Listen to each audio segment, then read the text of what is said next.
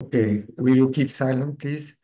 Bon, euh, donc ce cours, je panique un peu parce que je croyais qu'il y avait un réseau Ethernet dans cette salle, mais apparemment c'est tout par le Wi-Fi. Donc le Wi-Fi ne m'inspire pas énormément confiance, mais on travaille néanmoins avec filet puisque, d'accord avec Cécile Sangali, le cours est également enregistré sur podcast. Donc si jamais le Zoom foirait, on a le podcast. Hein, d'accord? Donc, on travaille à filet. Je mettrai sur l'espace Agora Assas dédié à ce cours les enregistrements Zoom. Mais vous savez que dans un délai maximal de 48 heures, vous avez de toute façon l'enregistrement en podcast. Donc, pour le podcast, vous reportez à l'espace dédié au podcast de l'Université Paris 2. Pour les enregistrements Zoom, qui sont plus confortables parce que vous avez ma bobine en gros plan, c'est sur la page Agora Assas. Je mets en ligne généralement le jour même.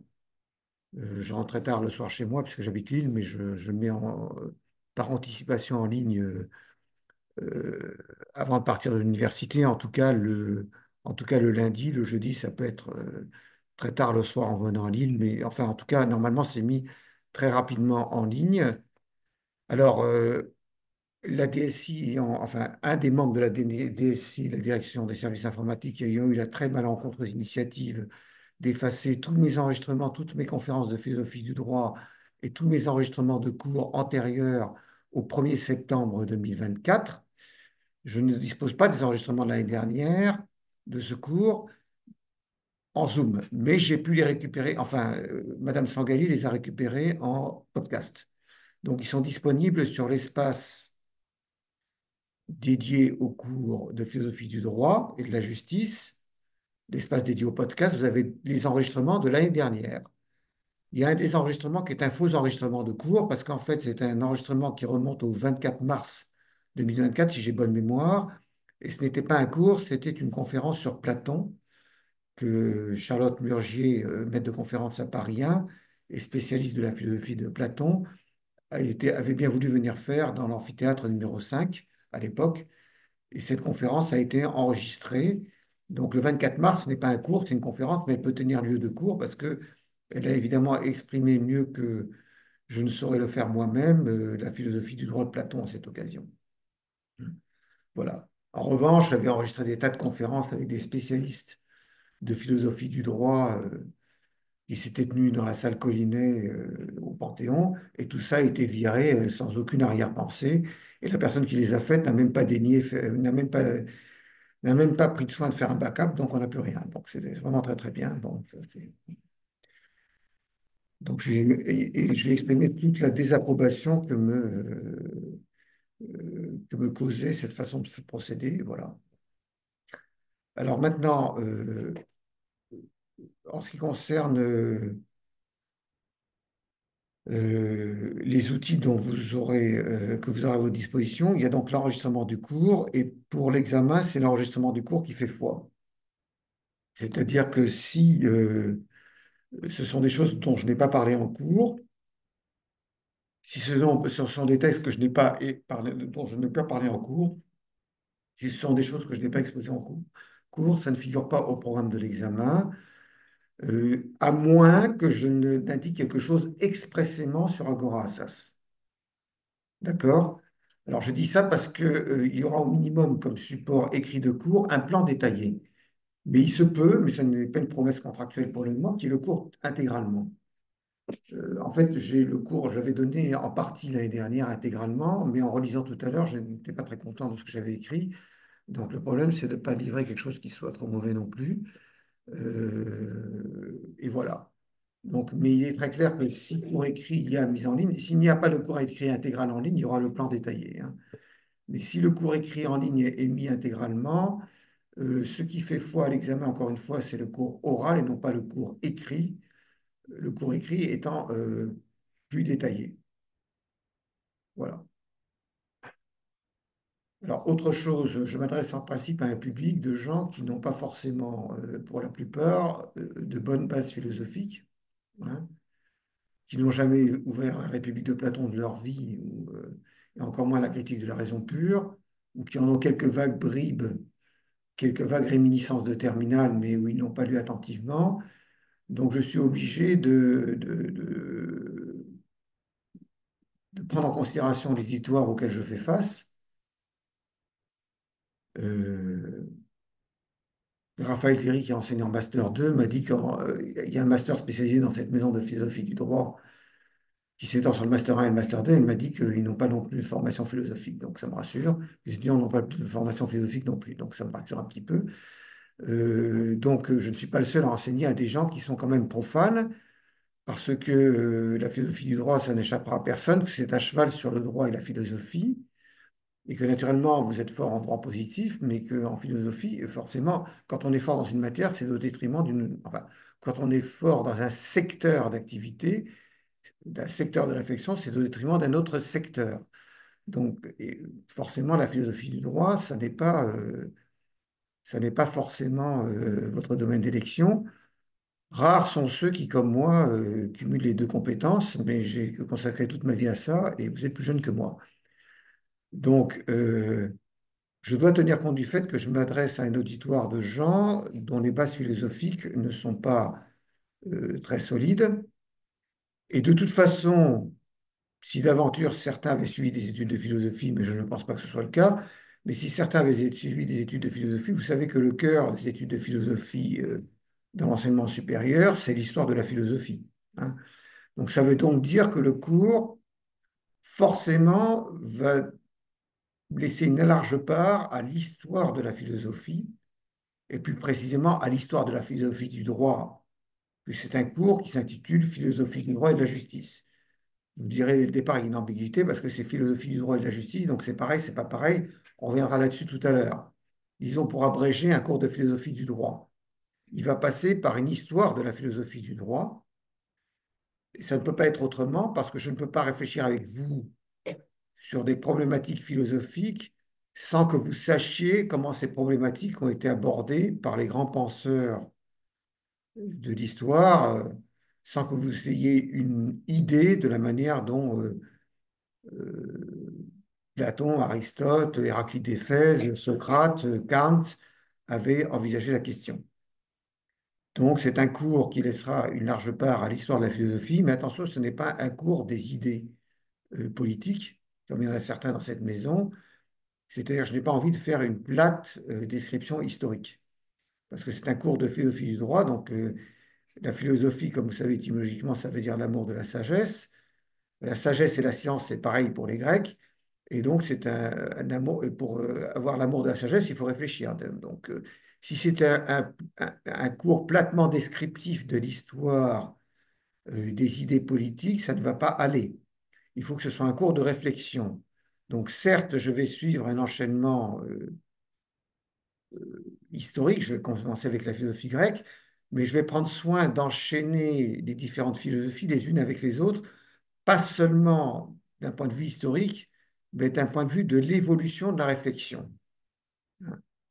En fait, ce que je décris à travers l'histoire de la philosophie du droit, c'est la manière dont la réflexion philosophique se déroule au travers de l'histoire de la pensée. Je ne veux pas faire plus hegelien que je ne le suis, mais c'est quand même ça. C'est l'histoire du développement de la réflexion philosophique, hein. Et donc, évidemment, je n'ai pas les moyens intellectuels de Hegel, et je ne le connais pas suffisamment d'ailleurs, parce qu'on ne peut pas être universel en tout. Et Hegel, c'est quand même pas celui que je connais le mieux, hein. Je connais un peu, mais pas celui que je connais le mieux.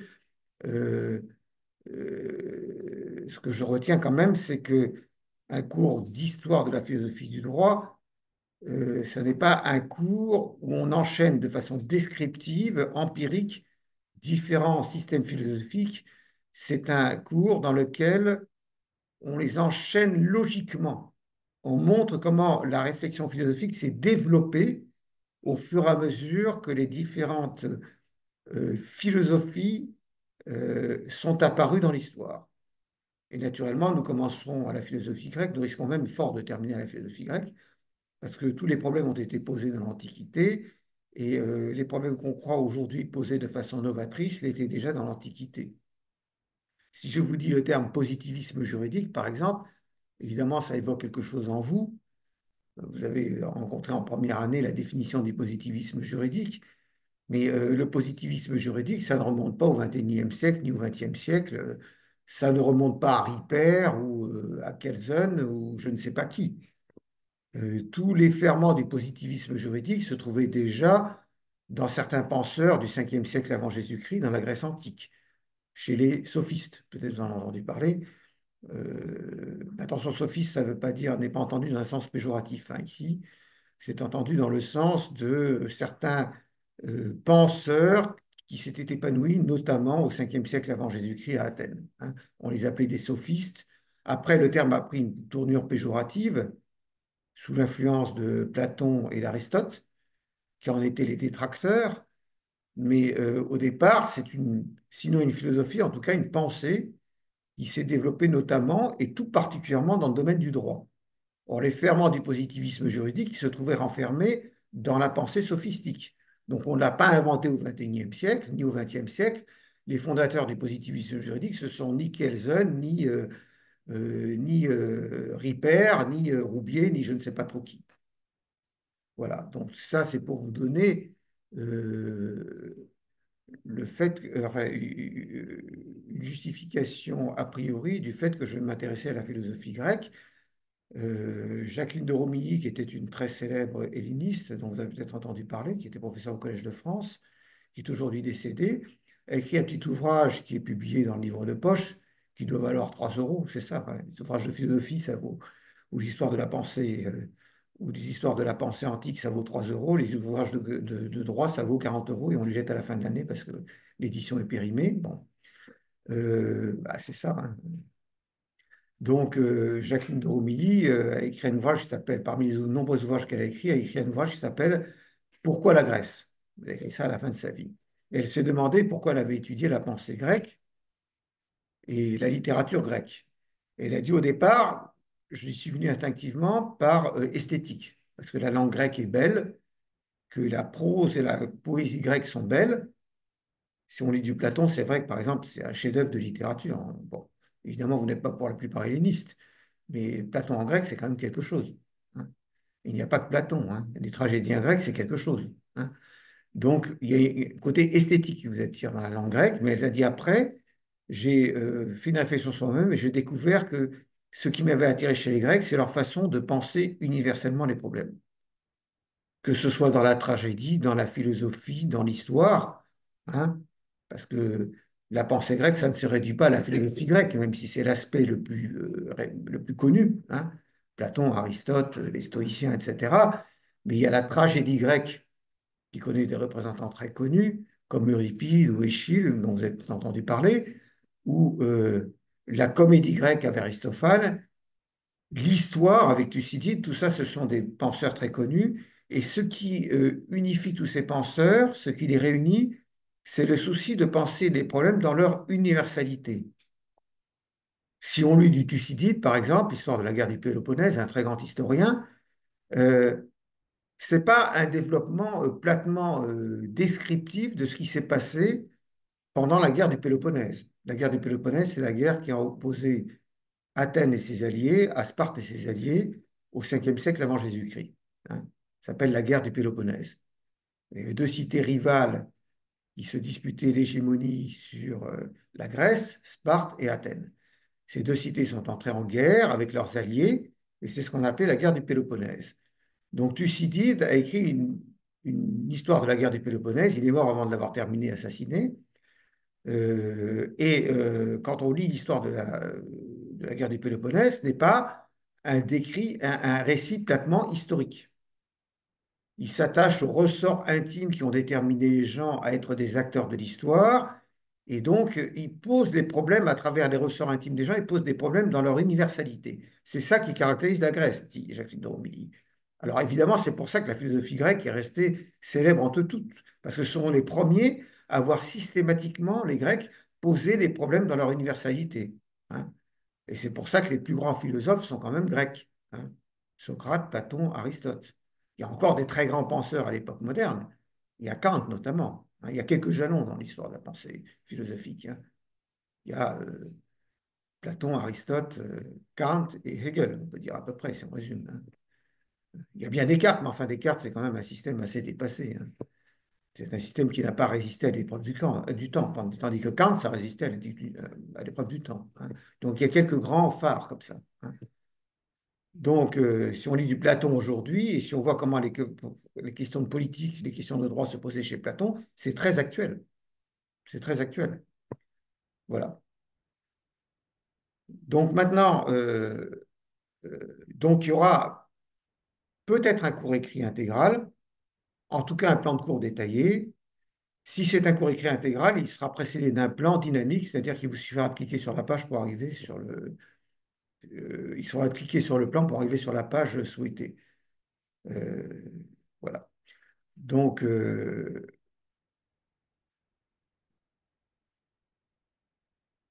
en fait, vous êtes venu pourquoi ici?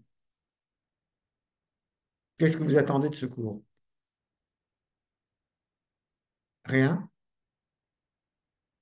Parce que vous êtes quand même 165. Pour mémoire, en 2010, quand j'ai pris ce cours, vous étiez 17. Aujourd'hui, vous êtes 165. Donc, il doit y avoir un attrait des étudiants pour la philosophie du droit et de la justice, des étudiants privatistes. C'est un cours où il y a essentiellement des privatistes. Donc, si vous êtes venu, c'est que c'est une matière optionnelle. On n'est pas obligé de l'apprendre. D'accord? Contrairement à la sociologie du droit qui est pour partie obligatoire pour certains d'entre vous, la philosophie du droit et de la justice ne l'est pas. C'est une matière optionnelle. Donc, pourquoi vous êtes venu là et pas plutôt dans le cours de common law ou je ne sais pas quoi? Vous allez me dire peut-être qu'après ce cours, il y en a plein qui vont s'inscrire en common law parce que ça ne répond pas à leurs attentes. Mais chaque année, les effectifs montent. Il doit y avoir une raison. La raison, ça n'est pas Éric Martin, ça c'est sûr. Je ne vais pas avoir cette immodestie de penser que c'est parce que c'est moi, hein. Je pense que si mon cours était vraiment très mauvais, le mot se passerait que les gens ne viendraient plus. Mais je pense que les effectifs qui montent, ça n'est pas dû à mon talent personnel. Il y a certains des étudiants ici qui me connaissent parce qu'ils étaient à Melun et ils m'ont eu en contrats spéciaux, hein. Donc, pourquoi vous êtes inscrit dans ce cours? Qu'est-ce que vous attendez de ce cours?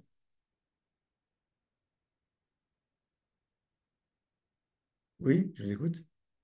Parlez fort parce que vous voulez le micro? Je vous passe le micro si vous voulez. Ça va? Oui. Là, ils ne nous entendent pas au fond, hein, je vous le garantis. Bon, attendez.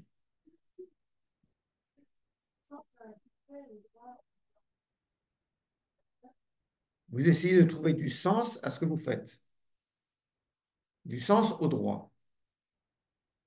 D'autres, oui, je suis d'accord avec vous, hein, mais d'autres interventions? Les autres, vous ne savez pas pourquoi vous êtes ici. Vous avez vu la lumière, vous êtes rentré, il faisait chaud.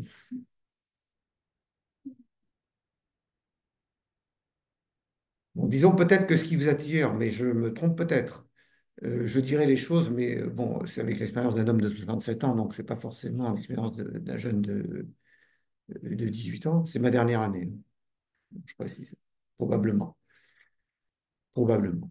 Euh, je pense que si des gens s'inscrivent de plus en plus dans un cours de philosophie du droit et de la justice, c'est un peu lié. Vous voyez, c'est par exemple, euh, euh, c'est un peu pour ça, par exemple, qu'il y a Sciences Po a du succès. C'est un peu pour la même raison. Sciences Po a du succès, mais là, ils commencent à avoir des ennuis, mais bon, mais à se discréditer eux-mêmes. Bon, ils se sont tirés une balle dans le pied, c'est leur problème. Mais les gens ne veulent pas être cantonnés uniquement dans la technique, en fait. Et en fait, ce qui se passe dans l'enseignement de droit à Paris 2, ce qui s'est passé pendant longtemps, mais ça a tendance à évoluer ces dernières années, notamment dans le master justice procédure, grâce à la maquette qu'a conçue Cécile Chenet, hein. Mais ça évolue d'une façon générale, mais c'est plus accentué dans certains masters que dans d'autres. Ce qui s'est passé, c'est que il y a une insatisfaction de l'étudiant au bout de 4 ans, ça ne se produit pas forcément avant, mais au 3 ou 4 ans, il y a une insatisfaction de l'étudiant, il n'est pas satisfait euh, de voir que sa formation serait due à l'apprentissage d'un empilement de matières techniques. Et à un moment donné, il voudrait savoir à quoi sa technique sert, à quoi la technique dans laquelle on l'enseigne, dans laquelle on l'instruit, sert. Parce que si vous revenez très loin en arrière, c'est-à-dire votre première année de droit, votre premier semestre, introduction générale au droit, donc vous avez un professeur qui vous enseignait l'introduction générale au droit, je ne sais pas qui c'était à Assas, ni qui c'était à Melun à l'époque. Bon, regardez, tout le monde n'est pas venu d'Assas ou de Melun, puisqu'en master, il y a un rebrassage, donc il y a des gens qui peuvent venir d'ailleurs, hein. Donc, enfin, Melun, ça fait partie de Paris 2, hein, c'est pour ceux qui ne sont pas de la maison à l'origine, hein. Et donc, on a une antenne, Paris 2 a une antenne à Melun. Donc, on dit Assas-Melun, mais c'est toujours Assas, en fait, Melun. Donc, les gens, ils suivent un cours d'introduction générale au droit. Ils peuvent avoir au tout début du cours euh, quelques éléments sur ce que peut bien être la discipline dans laquelle ils vont être instruits.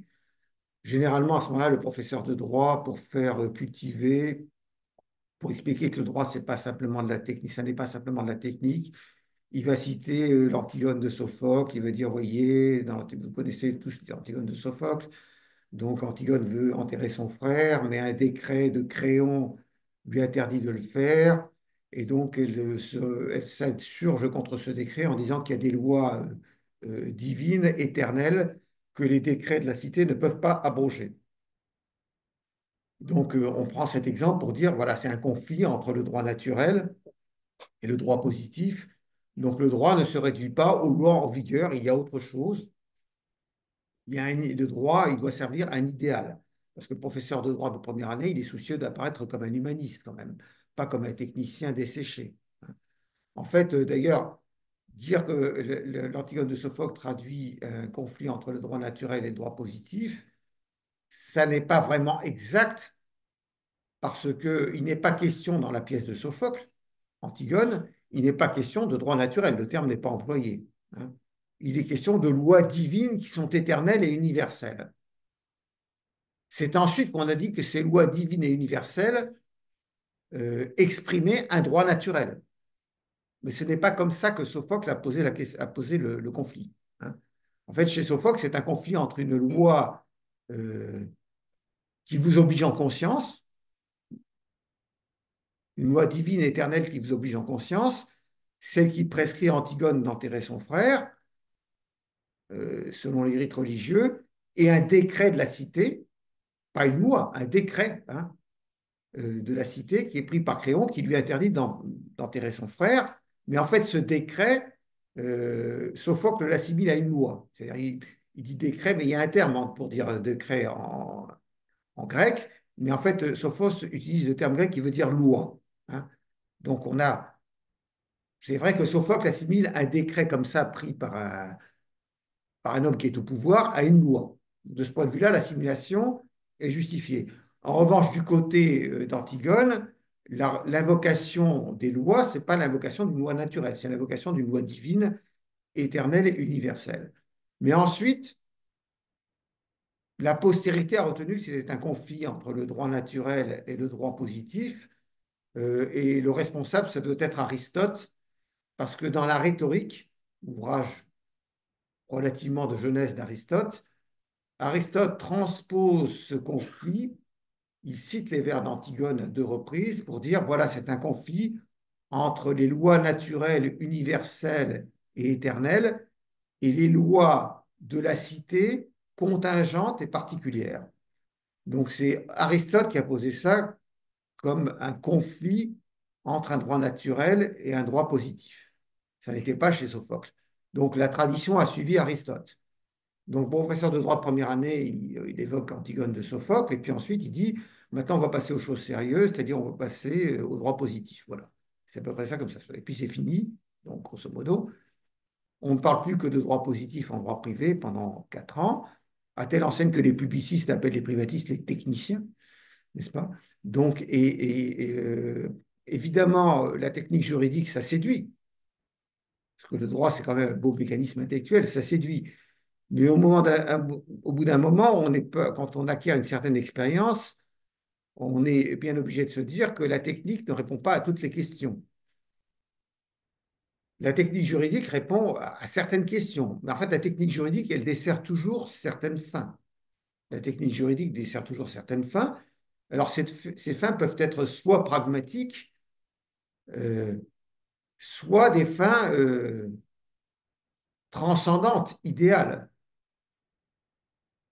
Exemple de technique juridique au service d'une fin pragmatique.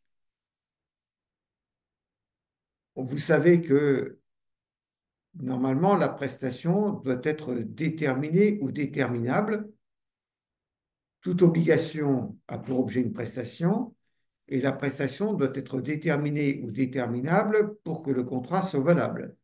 C'est ce que nous dit l'article 1163 du Code civil. Vous y êtes? Les souvenirs ne sont pas trop lointains? Je vais vous mettre l'article 163 au tableau, c'est bon. Vous le voulez? Je prends l'exemple du droit des obligations parce que je pensais que vous connaissiez bien, mais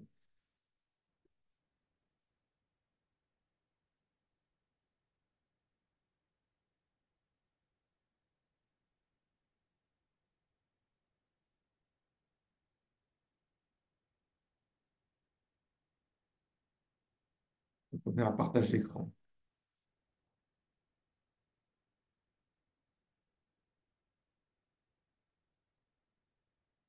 Et évidemment, partage d'écran, ah voilà, ça y est.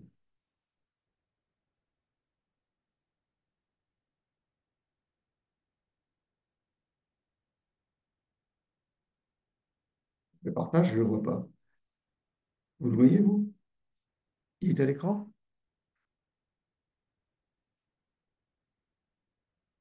Vous êtes en train de partager votre écran, je ne vois rien. C'est pas ça que je partage. Comment? Ah, d'accord, merci. C'est bon comme ça? Mais attends, il faut agrandir, évidemment.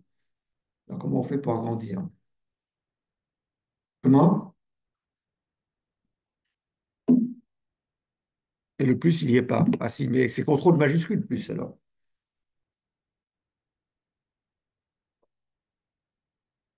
Et maintenant, comment on fait moins? Attendez, parce que là, ça craint, putain. Attendez. Ah voilà, d'accord, j'y suis. Voilà. Bon, maintenant, je... Voilà. Alors, c'est dans la section consacrée au contenu du contrat. Donc, l'article 163 nous dit euh, l'obligation a pour objet une prestation. La prestation doit être possible et déterminée ou déterminable. Bon, la prestation, ça peut être une prestation euh, en nature, si j'ose dire, mais ça peut être aussi une prestation monétaire, d'accord? L'article 163 ne distingue pas. Donc la prestation, ça peut être le paiement d'un prix ou l'accomplissement d'un faire ou d'un facere ou d'un non-facere, d'accord? Alors ensuite, donc le prix doit être aussi déterminé ou déterminable, parce que c'est une prestation. Le paiement d'un prix, c'est une prestation. Ça n'est pas contesté. Maintenant, l'article 164 nous dit, et l'article 165 également nous dit, ils nous disent tous deux la chose suivante. Dans les contrats, soit dans les contrats cadres, soit dans les contrats de prestation de services, par dérogation en fait au principe posé à l'article 163, le prix peut être fixé unilatéralement par l'une des parties. Je simplifie, mais c'est à peu près ça. Donc pourquoi il y a une dérogation pour les contrats de prestation de services et des contrats cadres au principe selon lequel la prestation doit être déterminée ou déterminable, y compris la prestation monétaire. Pourquoi une dérogation? Parce que le législateur a été déterminé par des considérations pragmatiques. Dans un contrat cadre ou dans un contrat de prestation de service, il est souvent difficile de rendre le prix déterminé ou déterminable dès la conclusion du contrat. Le contrat cadre, il suppose, comme vous savez, des contrats d'application qui interviennent ultérieurement. Le contrat de prestation de service, il suppose l'accomplissement d'une prestation. Et dans ces deux cas, euh, on, pour des raisons pragmatique, on ne peut pas fixer le prix commodément au moment de la conclusion du contrat. On ne peut donc pas le déterminer ou le rendre déterminable dès la conclusion du contrat, puisque dans un contrat cadre, en fait, on ne sait pas encore à quel prix sera fixé, ça va dépendre des contrats d'application. Et dans un contrat de prestation de service, on ne sait pas encore quelle est la valeur de la prestation fournie. On saura, en fait, après l'exécution. Par exemple, un couvreur vient vous changer la toiture euh, en zinc plate qui recouvre votre cuisine. Bon, il ne sait pas encore s'il ne va pas devoir réparer la charpente. Il n'en sait rien puisqu'il y a le zinc dessus. Il faut retirer le zinc et voir comment est la charpente. Donc forcément, il ne va pouvoir évaluer sa prestation qu'en fonction du travail qu'il aura fourni et il ne saura qu'à la fin. Donc il peut faire un devis estimatif, mais il lui est difficile de faire un devis absolument définitif. Et donc, c'est la raison pour laquelle dans les contrats cadres, dans les contrats de prestation de services, des raisons différentes pour chacun de ces codes de contrat, le législateur a prévu que le prix ne serait pas forcément déterminé ou déterminable dès la conclusion du contrat. Bon, donc ça, c'est une raison pragmatique, d'accord? Maintenant, la technique, elle peut être au service d'autres fins qui ne sont pas pragmatiques, qui sont des fins idéales ou transcendantes. Par exemple, je prends deux exemples, un exemple tiré de la responsabilité civile et un exemple tiré du droit des contrats. Je commence par le droit des contrats. Euh,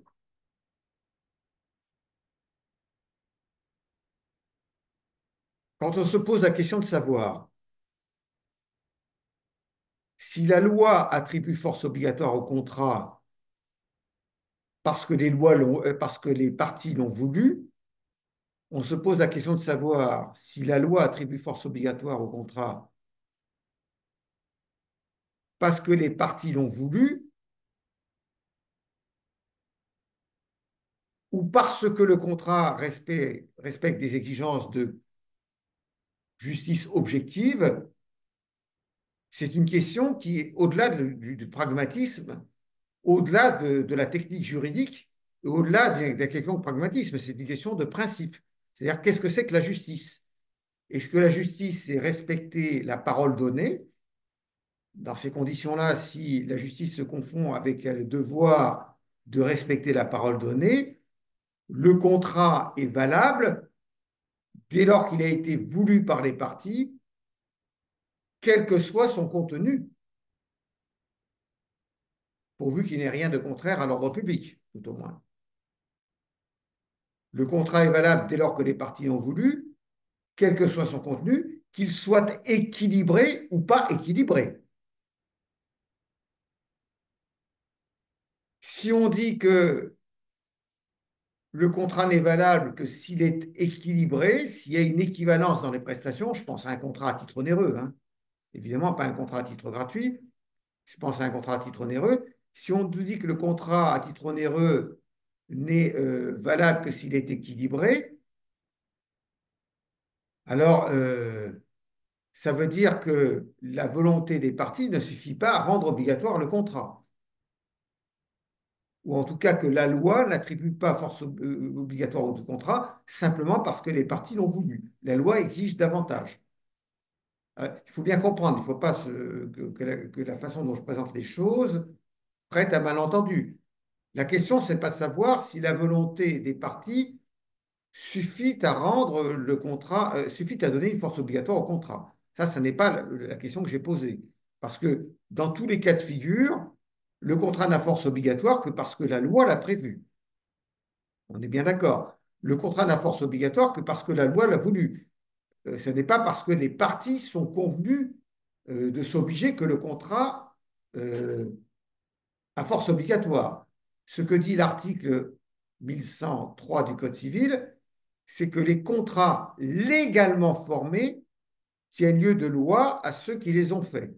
Les contrats légalement formés tiennent lieu de loi à ceux qui les ont faits.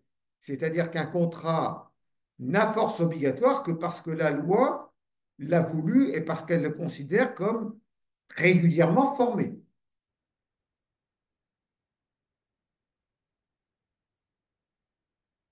Donc, la source de la force obligatoire du contrat, ça n'est pas la volonté des parties, c'est la loi.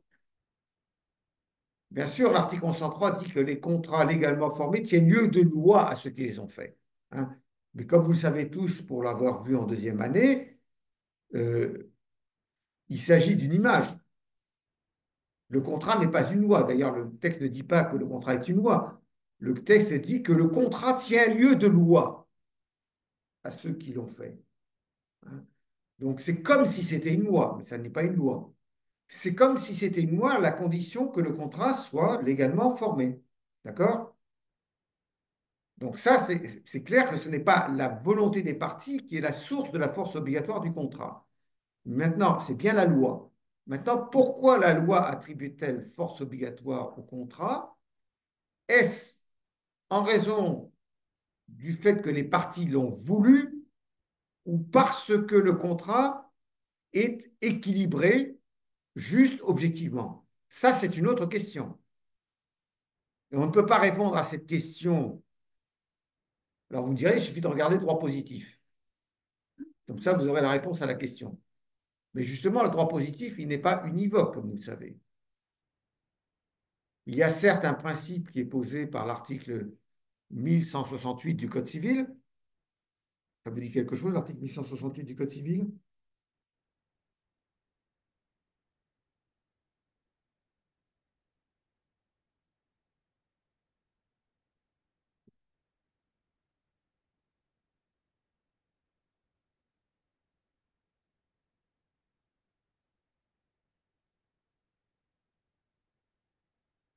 Vous le voyez là?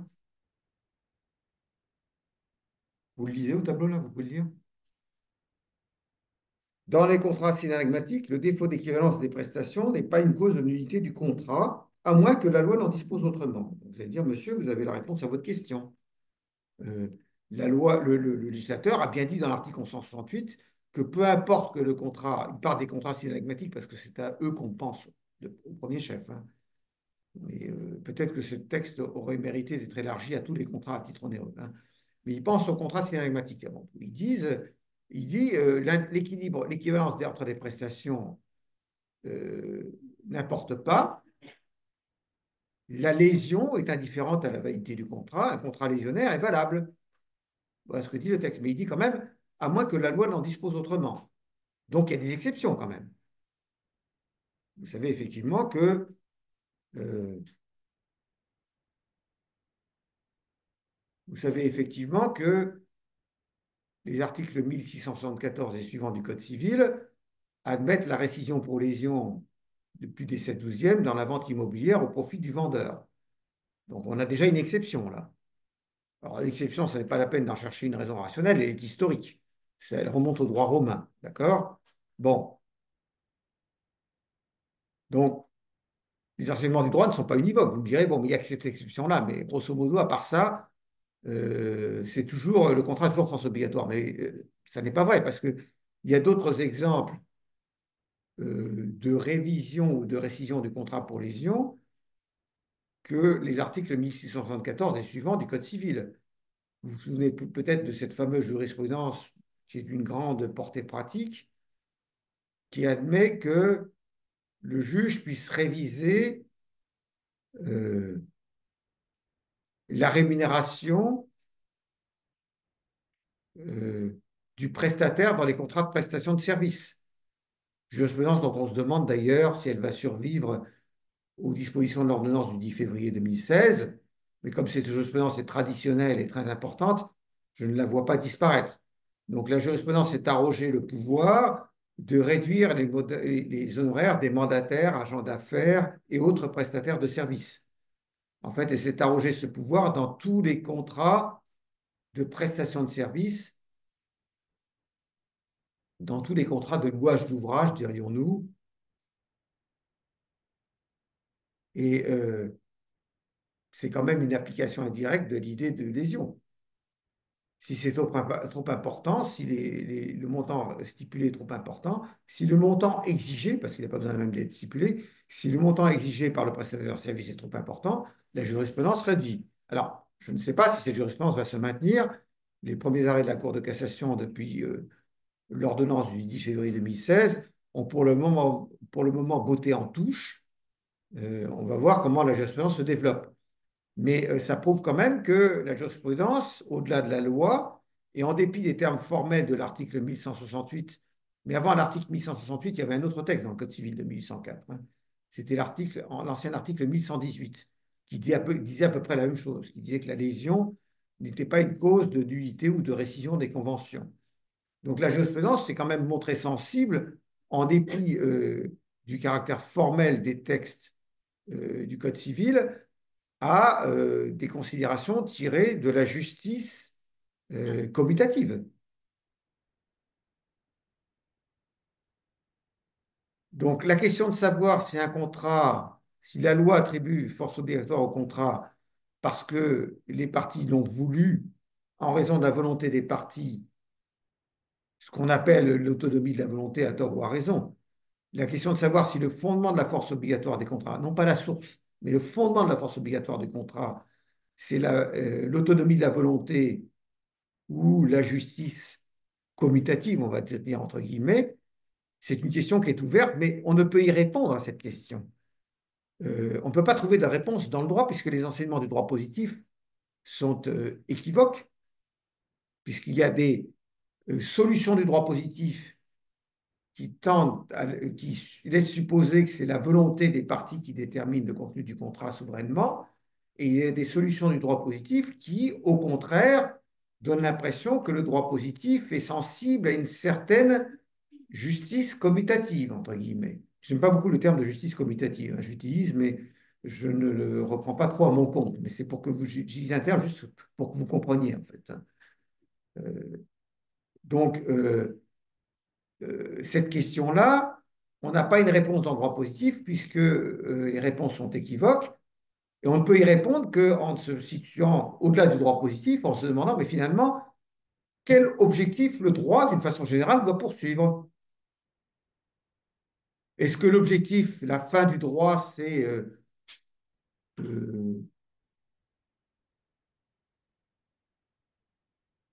le respect d'un devoir moral, donc le respect de la parole donnée? On a donné sa parole en contractant, donc on doit la respecter. Hein. Est-ce qu'il y a une règle morale qui doit être respectée, qui veut que le contrat ait force obligatoire parce qu'on l'a voulu? Ou doit-on prendre en compte des exigences de justice objective qui sont étrangères au devoir moral de respecter la parole donnée. Mais ça, c'est une question auquel le droit positif ne peut pas répondre, ne répond pas clairement, et c'est une question qui dépend de la conception qu'on se fait de la justice. Est-ce que la justice est un devoir moral ou est-ce que c'est autre chose?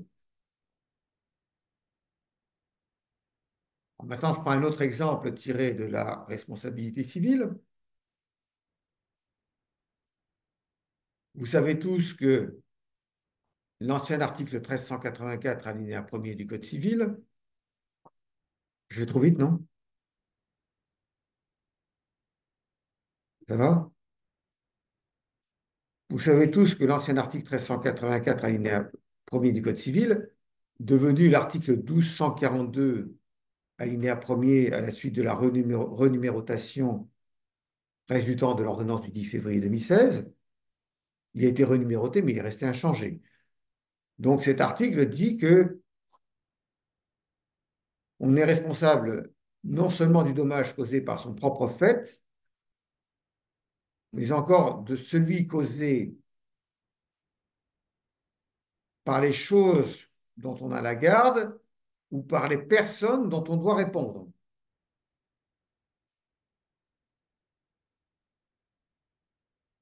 Alors, bon, cet article. Aujourd'hui, c'est l'article 242. Hein.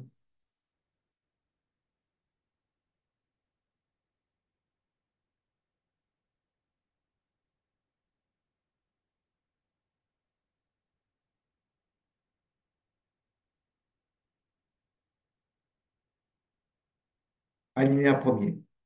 Vous le voyez là à l'écran, non? C'est partagé, oui, c'est bon. On est responsable non seulement du dommage que l'on cause par son propre fait, mais encore de celui qui est causé par le fait des personnes dont on doit répondre ou des choses que l'on a sous sa garde. On sait que ce texte fait suite aux articles 1240 et 1241, anciens articles 1382 et 1383, qui affirmaient le principe de la responsabilité pour faute, la responsabilité civile pour faute. Tout fait quelconque de l'homme qui cause à autrui un dommage oblige celui, oblige, oui, par la faute duquel, tout fait quelconque de l'homme qui cause à autrui un dommage oblige celui par la faute duquel il est arrivé à le réparer. Donc il faut une faute normalement. Mais article 1242, alinéa 1er, nous dit, attention, on est responsable non seulement du dommage causé par son propre fait, mais encore de celui qui est causé par le fait des personnes dont on doit répondre ou des choses que l'on a sous sa garde.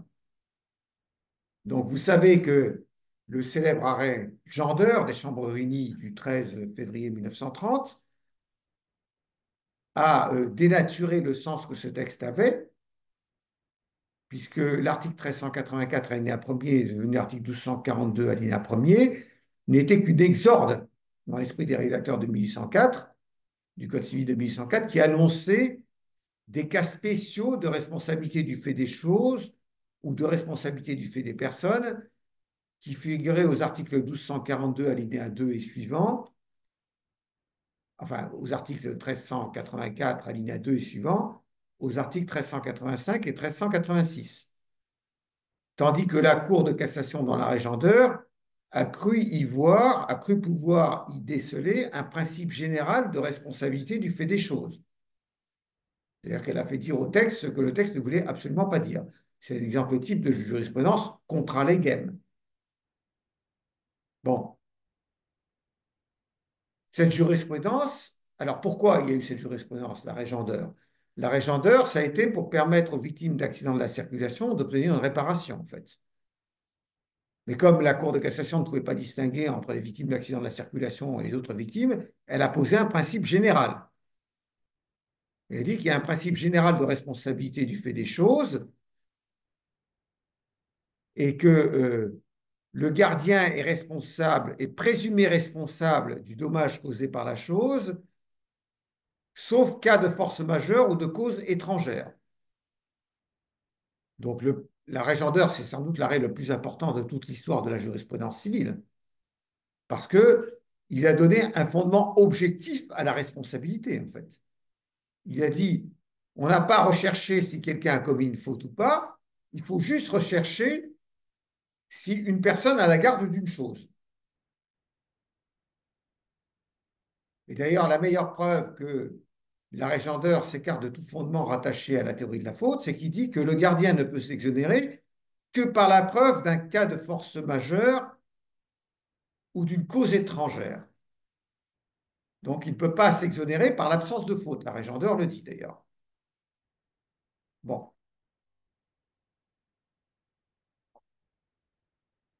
Alors, l'arrêt Gender dit à la fin, l'arrêt, c'est marqué, vous voulez que je vous mette l'arrêt Gender au tableau? Non, c'est pas la peine. Vous le trouverez partout. Donc, l'arrêt Gender dit à la fin, euh, euh, de ce point de vue-là, il n'y a pas besoin de distinguer entre les choses, parce que les auteurs antérieurs avaient dit qu'il faut distinguer selon que la chose est mobile ou est animée par actionnée par la main de l'homme ou pas, il faut distinguer que la chose est dangereuse ou pas. Enfin, il y a toutes sortes de distinctions comme ça. L'arrêt Gender dit la responsabilité est attachée à la garde de la chose et non pas à la chose elle-même. Donc, on n'a pas à se préoccuper de savoir quelle est la nature de la chose, il faut simplement savoir qui est gardien. Très bien, sauf que l'arrêt Gender n'a pas défini ce que c'était qu'un gardien. Donc, après l'arrêt Gender, la question a rebondi en disant, d'accord, bon, c'est le gardien qui est responsable, il est responsable automatiquement, il est présumé responsable, comme disait l'arrêt Gender. Aujourd'hui, on dirait qu'il est responsable de plein droit. Donc, cherchons qui est gardien. Mais le problème, c'est que, est-ce que l'heure exacte, c'est l'heure exacte qui est au tableau ou pas là? Donc, donc l'arrêt Gender n'a pas défini le gardien. Et puis, vous savez qu'il y a eu cette fameuse affaire Franck. Et dans cette affaire Franck, le docteur Franck avait laissé sa voiture dans la rue.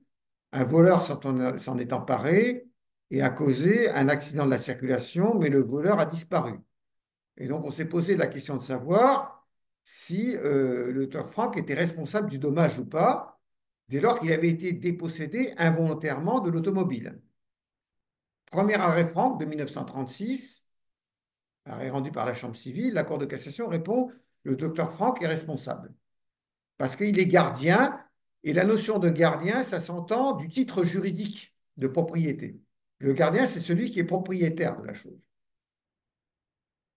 Donc la garde de la chose demeure attachée au propriétaire, comme la tunique de Nessus aux épaules d'Héraclès, vous savez, qui a fini par le consumer, hein, donc c'est pareil. Donc quel que soit le sort de la chose, le gardien demeure responsable. Et puis, l'affaire est allée devant une cour de renvoi qui a résisté à la Cour de cassation. L'affaire est relevée devant les chambres réunies de la Cour de cassation en 1941. Et là, la Cour de cassation en 1941 a dégagé cette célèbre définition de la garde. La garde, c'est l'usage, la direction et le contrôle de la chose. Or, le docteur Franck, au moment du dommage, n'avait pas l'usage, la direction et le contrôle de la chose, puisqu'il n'était pas en mesure d'exercer un pouvoir de surveillance sur cette chose dès lors qu'elle lui avait été volée. Donc, il n'était plus gardien et par conséquent, il n'était pas responsable. Bon. Mais en fait, quand vous prenez tous les commentateurs de l'arrêt de la Chambre civile de 1936, Josserand, Capitan, Ripert, et ceux de l'arrêt de 1941, essentiellement Ripert, parce que Josserand et Capitan étaient morts entre-temps. Hein. L'arrêt de 1936, il faut savoir qu'il a été rendu sous le rapport du conseiller Josserand à la Cour de cassation. Donc forcément, il était défavorable au propriétaire, puisque Josserand, c'est le chantre de la théorie du risque, n'est-ce pas? Donc, si vous prenez toutes ces notes de jurisprudence, à un moment donné, ça dérape forcément, si je puis dire, dans la note. Il s'agit de la note de Ripert sous l'arrêt de Chambrini de 41. Vous pouvez trouver sur Gallica, vous savez, le site de la Bibliothèque nationale, ou qu'il s'agisse de la note de Capitan sous l'arrêt de 1936, ou qu'il s'agisse d'une chronique de Josserand à partir de l'arrêt de 1936. Chaque fois, ces auteurs disent, ils en appellent à la justice et à l'équité. Donc Josserand dit, c'est juste que le propriétaire de l'automobile soit responsable, parce qu'on ne fait pas d'omelette sans casser des œufs, et entre le propriétaire du véhicule et la victime de l'accident, il faut préférer la victime de l'accident. Donc la justice, l'équité implique que le propriétaire soit responsable. Puis Capitan, dans sa note sous l'arrêt 1936, dit oui, l'équité, c'est une notion très subjective, on peut discuter, est-ce que c'est vraiment juste ça? Et puis, dans l'arrêt de 1941, l'arrêt des Chambres réunies de 1941, qui revient sur la jurisprudence de 1936, Ripert dit, ben oui, en fait, l'arrêt de 1941 des Chambres réunies, il symbolise la résistance de la justice au droit positif. C'est parce qu'on a senti que la solution de 1936 était injuste que les Chambres réunies en 1941 ont dit que le docteur Franck n'était pas responsable, qu'il n'était plus gardien. Donc la question, c'est de savoir qu'est-ce qui est juste. Mais la réponse ne se trouve pas dans la définition de la garde. La question, en fait, c'est de savoir si la responsabilité du fait des choses est une responsabilité purement objective ou si quand même on doit tenir compte de la faute. Parce que finalement, l'idée de l'arrêt de 1941, c'est que si l'accident s'était produit, le docteur Franck n'y était pour rien, parce qu'on lui avait volé sa voiture. Il n'était pas en mesure de la surveiller, ce que se dit l'arrêt des Chambres réunies de 1941. Donc, sous-entendu, ça n'était pas sa faute. Donc, ce qui est en question dans l'affaire Franck, c'est la question de savoir quel est le fondement de la responsabilité civile à nouveau. Est-ce que la responsabilité civile doit avoir un fondement purement objectif? Est-ce qu'elle doit satisfaire un objectif de justice corrective? Il s'agit simplement de réparer le dommage que la victime a subi, comme le préconisaient les partisans de la théorie du risque comme Josserand et Saleil, ou comme le préconisera Boris Stark, fondateur de la théorie de la garantie, ou est-ce que la responsabilité civile doit avoir un fondement moral, que doit être responsable simplement parce qu'on a commis une faute, un acte moralement blâmable, comme le soutenait Ripert. Alors, l'arrêt Franck, l'arrêt Gender était un arrêt révolutionnaire qui s'orientait de façon très nette dans le sens d'une responsabilité objective. L'arrêt Franck opère un retour larvé, pour reprendre l'expression de Yves Lequette aux grands arrêts de la jurisprudence civile, opère un retour larvé à la notion de faute. Parce que l'idée de l'arrêt Franck, c'est que, des Chambres de 1941, c'est que l'auteur Franck n'était pas responsable parce qu'il ne pouvait pas surveiller la voiture, c'est ce que dit l'arrêt. Donc, c'est parce qu'il n'y était pour rien, ce n'était pas sa faute. Donc, on ne peut pas répondre à la question posée par l'arrêt Franck, par l'affaire Franck, par des considérations techniques juridiques. Il faut faire un choix sur les fins idéales, transcendantes, que poursuit la responsabilité civile. Donc, aussi bien dans la question sur le droit des contrats que j'ai émise tout à l'heure à propos du fondement de la force obligatoire des contrats, que dans cet exemple tiré de la responsabilité civile, on constate que la technique juridique ne permet pas de répondre et qu'à un moment donné, il va prendre parti sur la question de savoir ce qu'il faut entendre par justice. Et fatalement, c'est la tâche de la philosophie du droit, non pas forcément de répondre à la question, mais en tout cas d'envisager les différentes conceptions de la justice euh, qu'on peut envisager. Je vous remercie de votre patience. J'ai dépassé l'heure, je m'en excuse. Je vous prie de m'en excuser, pardon. Et je vous donne rendez-vous jeudi. Donc, je mets le cours en ligne le plus rapidement possible. D'accord? Je suis parti tout droit positif parce que je me suis dit que ça va être plus facile pour vous. Je fais la jointure, si j'ose dire, entre la technique juridique et la philosophie du droit.